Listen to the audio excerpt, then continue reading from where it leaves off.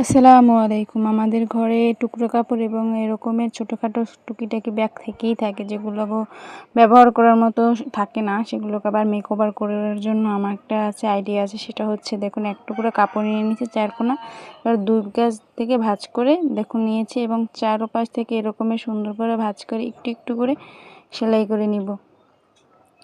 চারোপাশে সুন্দর করে এভাবে করে একটু একটু করে সেলাই করে চারদিকে ঘুরিয়ে নিব এবং ঘুরিয়ে নিলেই দেখা যাচ্ছে যে একটা ব্যাগের চারপাশটা সিকিউর হয়ে যাবে।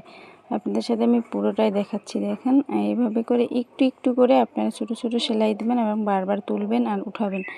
তাহলে ব্যাগটা দেখা যায় যে একটু উপরের কাপড়টা ব্যাগের সাথে খুবই টাইট হয়ে লেগে যাবে এবং দেখতেও অনেক সুন্দর দেখা যাবে, কোথা থেকে লুজ থাকবে না। এই যে দেখেন, আমি এইভাবে করে এক মাথা সুন্দর করে একটু করে ভাঁজ করে নিয়েছি। প্রথমে আমি দেখিয়েছি কিভাবে ভাঁজ করতে হয়।